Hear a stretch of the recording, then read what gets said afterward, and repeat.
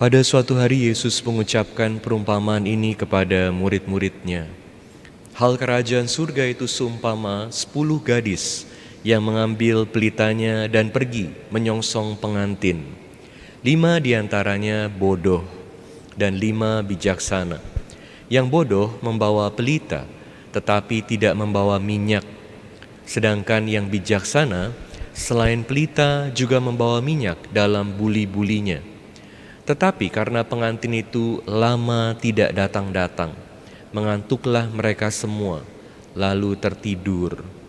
Tengah malam terdengarlah suara berseru, "Pengantin datang, songsonglah dia." Gadis-gadis itu pun bangun semuanya, lalu membereskan pelita mereka. Yang bodoh berkata kepada yang bijaksana, "Berilah kami minyakmu sedikit, sebab pelita kami mau padam." Tetapi yang bijaksana menjawab, "Tidak, jangan-jangan nanti tidak cukup untuk kami dan untuk kalian. Lebih baik kalian pergi membelinya pada penjual minyak." Tetapi sementara mereka pergi membelinya, datanglah pengantin, dan yang sudah siap sedia masuk bersama dia ke dalam ruang perjamuan nikah. Lalu pintu ditutup. Kemudian datanglah juga gadis-gadis yang lain itu dan berkata, "Tuan, Tuan, bukakanlah kami pintu." Tetapi Tuan itu menjawab, "Sungguh, aku berkata kepadamu, aku tidak mengenal kalian. Karena itu, berjaga-jagalah, sebab kalian tidak tahu akan hari maupun saatnya." Demikianlah Injil Tuhan. Terpujilah Kristus. Berjaga-jagalah, sebab kalian tidak tahu kapan hari atau saatnya. Saudara-saudari sekalian terkasih dalam Kristus, Injil hari ini berbicara mengenai kerajaan Allah. Dan Yesus menggambarkan bagaimana kerajaan Allah ini dengan sebuah perumpamaan pesta. Ada 10 gadis yang menunggu sang pengantin, 5 bijaksana dan 5 bodoh. Apa pelajaran yang kita bisa ambil dari bacaan Injil hari ini? Dengan sangat jelas pelajarannya dikatakan oleh Yesus bahwa kita harus selalu berjaga-jaga. Kerajaan Allah digambarkan sebagai sebuah pesta. Dalam pesta tentu ada perayaan. Kita diundang untuk bersuka cita. Dan kerajaan Allah ini kepenuhannya ada saat Yesus datang kembali. Di mana kerajaan Allah ini menjadi penuh. Tapi kerajaan Allah mulai sudah di dunia saat ini dan di sini di mana kita berada, tetapi belum sempurna, belum penuh. Saat ini kita masih selalu diberi kesempatan untuk mempersiapkan diri kita menjadi bagian dari kerajaan Allah yang penuh itu, menjadi bagian dari surga. Tetapi kesempatan ini jangan disia-siakan. Sayangnya ada banyak orang menyia-nyiakan kesempatan di dunia ini sehingga bisa kehilangan kesempatan untuk ikut ambil bagian dalam kerajaan Allah, kerajaan surga yang penuh. Pertanyaannya, Anda sekalian kenal Yesus gak? Atau lebih penting lagi, Yesus kenal gak dengan Anda sekalian? Jadi, kalau kita mau ikut ambil bagian dalam kepenuhan kerajaan Allah, nanti saat Yesus datang kembali, kuncinya adalah kita perlu kenal dengan Yesus. Yesus perlu kenal dengan kita. Jangan sampai Yesus bilang, "Aku tidak mengenal kamu." Jadi, relasi pribadi antara kita dan Yesus, manusia dan Yesus, menjadi sangat penting.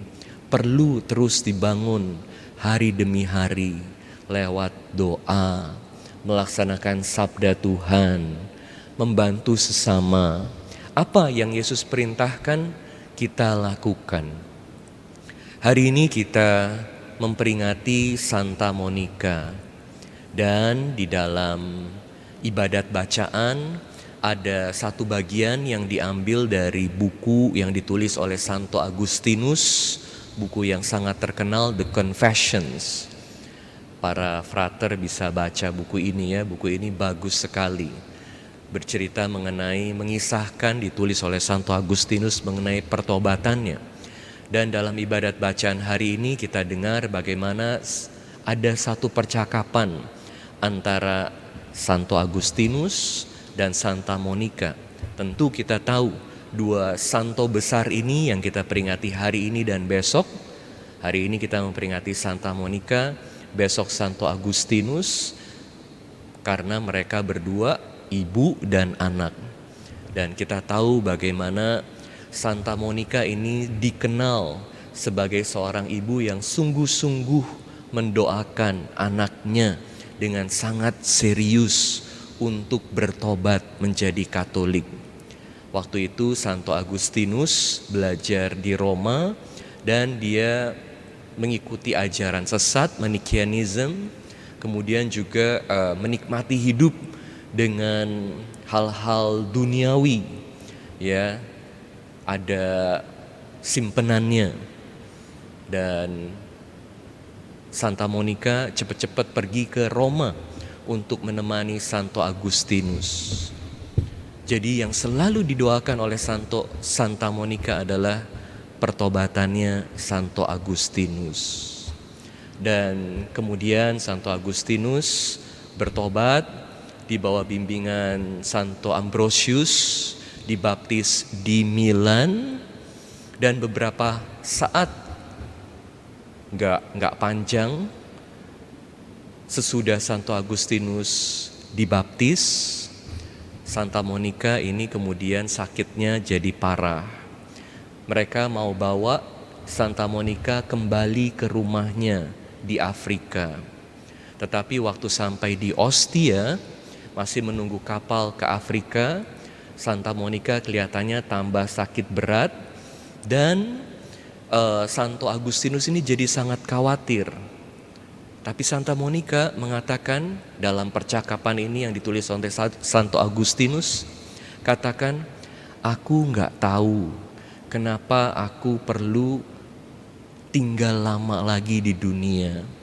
Karena satu-satunya alasan kenapa aku berharap bisa punya umur lebih panjang adalah supaya bisa melihat, mengalami bagaimana Agustinus ini bertobat. Kamu bertobat dan dibaptis menjadi Katolik. Karena ini yang selalu saya doakan. Sekarang kamu udah jadi Katolik, saya udah selalu siap pergi kembali ke rumah Tuhan. Santo Agustinus kepengen sekali bawa mamanya kembali ke rumahnya. Tapi buat Santa Monica, rumahnya adalah di mana Tuhan berada. Oleh karena itu, Santa Monica bilang kepada anaknya, kamu gak usah khawatir mau kubur mama di mana. Dimanapun, yang penting bersama Tuhan, ini adalah rumahku. Dan yang saya minta dari kamu adalah kamu selalu doakan mama. Jadi ini adalah contoh seorang pengikut Kristus, seorang Katolik yang selalu siap, selalu berjaga-jaga. Kapan Tuhan panggil waktunya, kapan Tuhan datang kembali untuk panggil kita menjadi bagian dari kerajaan Allah yang penuh surga, sudah siap. Bagaimana dengan kita? Apakah Tuhan mengenal Anda?